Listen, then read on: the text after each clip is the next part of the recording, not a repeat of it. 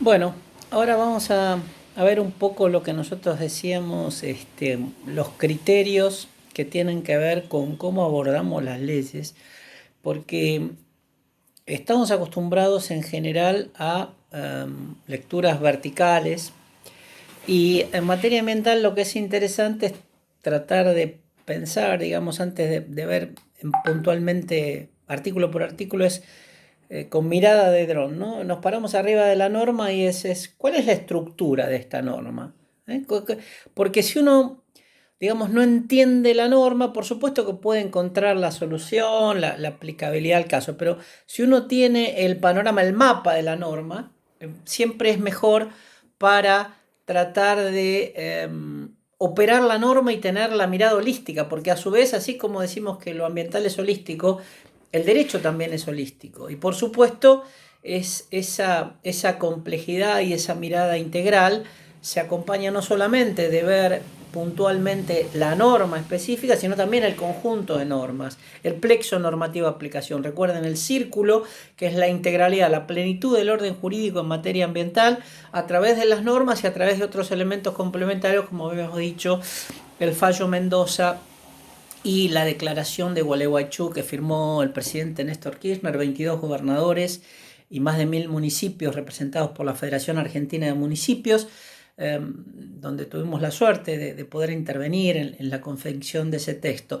No firmaron dos provincias que en ese entonces había dificultades, por un lado Neuquén, que estaba en una actitud casi secesionista con Sovich, y San Luis, donde realmente había problemas políticos que hoy en la mirada del tiempo parecieran que hubieran sido innecesarios, ¿no? Esto como autocrítica de algunas situaciones. Pero lo cierto es que es una declaración de política de Estado pública firmada por todos los ejecutivos del país.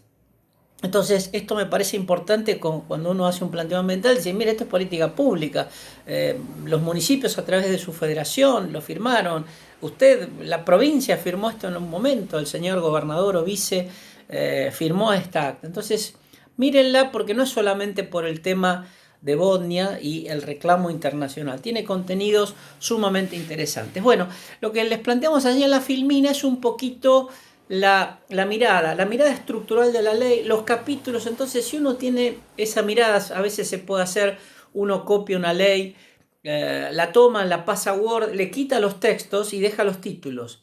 Entonces, eso es una técnica interesante para decir, bueno, a ver, ¿cómo viene esta ley? ¿Cómo la pensó el legislador? ¿Cuál ha sido la estructura? Y después sí empieza, vuelve para atrás una función del borrar, o hizo una copia aparte y la empieza a leer ya con una especie de piso de marcha o comprensión de la norma diferencial. Después, además de todo esto, yo quiero remarcar dos cuestiones con algunas fotos que tienen que ver, yo lo adelantaba, con la evaluación de impacto, que es el artículo 14, y con dos o tres cuestiones porque el tema de la evaluación del impacto ambiental está bien para un proyecto individual, pero, porque ya pasó en la causa de Dinosalas y es un ejemplo de manual que siempre se da, es yo puedo tener una evaluación de impacto favorable para un proyecto, ¿no? Y por eso puse intencionalmente hoteles y complejos vinculados en humedales, ¿no?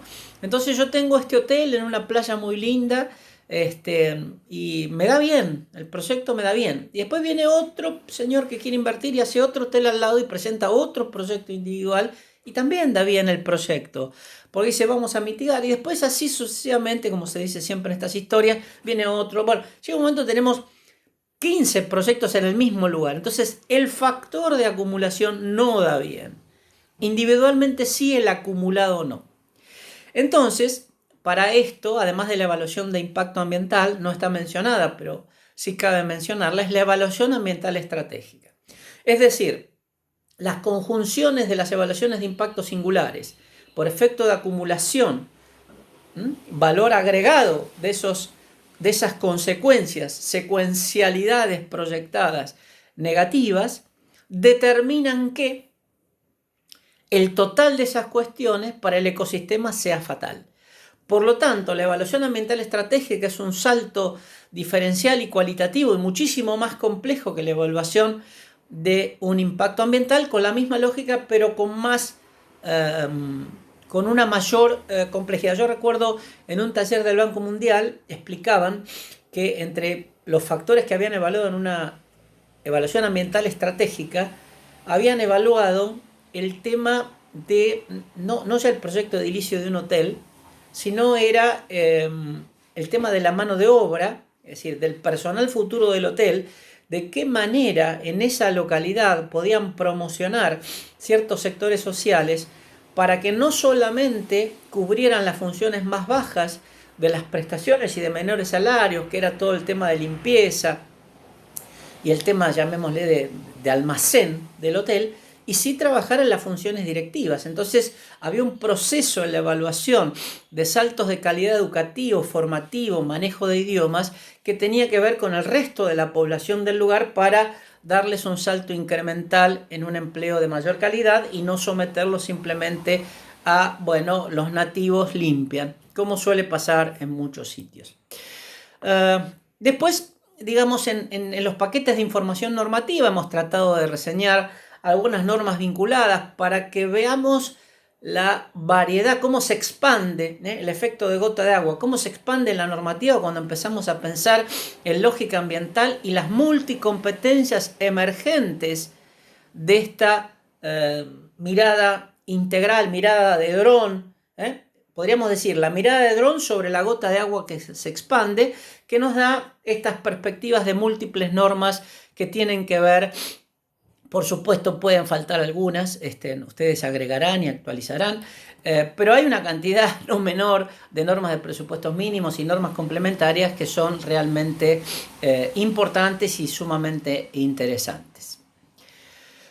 El otro tema, bueno, que los organismos claves, entonces el Ministerio de Ambiente, que ha vuelto a ser jerarquizado. Esto es sumamente importante y cuando nosotros miramos los problemas ambientales nos tenemos que preguntar ¿cuál es la autoridad de aplicación básicamente de lo ambiental? Entonces, estas es un poco las referencias que tienen que ver con las misiones y funciones. El Consejo Federal del Ambiente establecido, yo les había adelantado por la Ley General del Ambiente que en realidad esto se había suscrito, el acta del Consejo Federal del Ambiente tiene muchísimos años. Es, si mal no recuerdo, de allá por el 80 y pico, 90 aproximadamente, y sin embargo lo jerarquiza como un organismo de derecho público y además lo regionaliza en una lógica donde el medio se adecua al fin. Es decir, porque las regionalizaciones que ustedes verán en el mapa de color tienen que ver con los ecosistemas, es decir, con las afinidades provinciales en función de sus realidades naturales, ¿no? Es decir, los recursos naturales y los ecosistemas. Las primeras filminas que vimos allá lejos hace tiempo, que tenía que ver también con una definición de ambiente, con una definición de ecosistemas y con esta mirada integral que tiene que ver con la regionalización y por ende ciertos temas los tratan determinadas comisiones en el ámbito del Consejo Federal del Ambiente. El acta de Gualeguaychú, que no aparece en todos lados, bueno, he tratado de resumir algunas cuestiones que tiene como contenido y algunas condiciones que se ponen para funcionar, que me parece muy interesante. Lo del ICA, el Instituto Correntino del Agua y del Ambiente, que tienen allí ustedes bastante cerquita y que he visitado en algún momento cuando he sido funcionario. El tema del ciclo de los proyectos y el Banco Mundial es interesante porque esto es como un complemento, ¿no? Es decir, podríamos decir que lo que dice la Ley General del Ambiente es la parte de arriba del iceberg y este proyecto, digamos, esta filmina que habla de análisis de un ciclo de proyectos del Banco Mundial nos demuestra la parte de abajo del iceberg, que es todo lo que tiene que tener esos rubros que la Ley General del Ambiente menciona de manera muy breve y ciertamente hemos charlado con varios legisladores actuales que están en la Comisión de Ambiente de la Cámara de Diputados de la Nación y en alguna reunión previa que también se hizo en cuanto a la agenda ambiental, que una ley de presupuestos mínimos de evaluación de impacto ambiental y evaluación ambiental estratégica parece ser necesaria en la agenda ambiental parlamentaria de este ciclo institucional.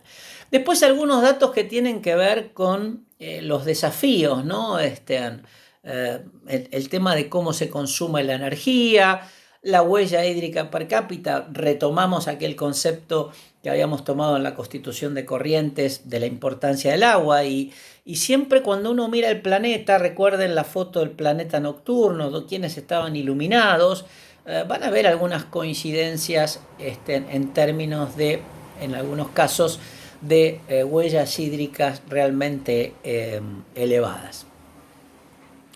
La huella del carbono, aquí también, así como tenemos una huella hídrica, tenemos una huella del carbono en distintos elementos. Y también hay 2 o 3 temas que van a empezar a venir. Uno que curiosamente casi se desprecia, pero cuando ustedes ven digo que son 3 cuestiones que deberían venir: huella hídrica, huella del carbono, y yo la bautizaría como huella social, porque cuando nosotros compramos ciertas cosas de marca deportiva, no nos preocupamos mucho de dónde vienen, si el precio es bueno. Como tampoco nos preocupa mucho si se dilapidó agua en exceso, o no nos preocupó si la huella del carbono es alta, pero lo compramos igual. Entonces, normalmente la ropa deportiva se hace en lugares muy complejos en términos de bajas exigencias laborales, ¿no? Entonces, estas cuestiones son interesantes para poder mirar, lo mismo que huella del carbono, la huella ecológica, que tiene que ver cuánto soporta nuestro planeta en términos de el daño o el impacto ambiental por países, la carga de biocapacidad. Hoy se habla también en términos de recurso agua, del caudal hidrológico que se necesita. Por ejemplo, esto se debate en algunos problemas de Cuenca de Mendoza y aguas abajo, con toda el COIRCO, que es la Comisión Interprovincial del Río Colorado. Y el problema que en realidad en todo estamos forzando el límite del no retorno, ¿no? Y lo mismo en la carga planetaria. Después, parte de nuestros impactos, que parte de los talleres va a ser utilizar el tema de los residuos. Entonces estas cosas tienen que llamar nuestra conciencia y hasta qué punto no tenemos que regularlos. Los residuos electrónicos que se tiran o vayan a saber Dios dónde van. Hay algunas experiencias piloto. En la Universidad Nacional de La Plata hay un proyecto que se llama E-Basura, promovido por la Facultad de Informática. Tenemos el gusto de colaborar en él, pero es a nivel de experiencia de bajo impacto por cantidad, donde se recupera del sector público-privado equipos electrónicos, se les toma la parte valiosa, se manda a tratar los excedentes y se recuperan algunas computadoras y algunos elementos para prácticas robóticas de la Facultad de Informática.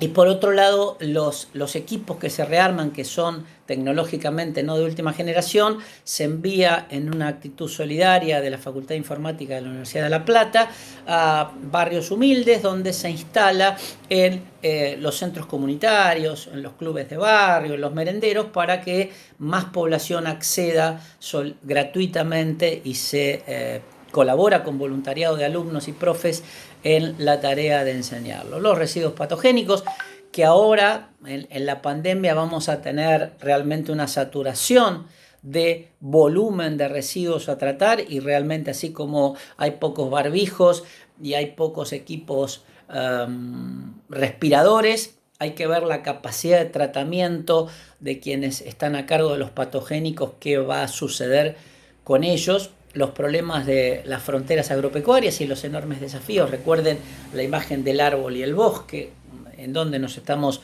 preocupando o no preocupando, con las consecuencias de la mayor escala de la actividad planetaria. La reflexión que hacíamos cuando ahora la pandemia ha parado el mundo, las cosas raras que se están viendo en todos los sitios, donde como el hombre se ha retraído, ha permitido que la naturaleza vuelva a recuperar sus espacios, solamente que curiosamente la naturaleza lo hace pero en un espacio urbano porque el hombre se ha retraído. Esto pasa con los carpinchos, pasa con los cisnes en Venecia, con el Himalaya, con los peces en el riachuelo, porque la baja de la contaminación, sea por industria, sea por cloacas y sea por residuos sólidos urbanos, ha permitido mayor oxigenación de las aguas y los peces migran, se mueven, hacen muchos kilómetros por día y realmente no solamente se han visto peces, sino también se habían visto ya allá cuando estábamos en Acumar hace muchos años, algunas tortugas de agua.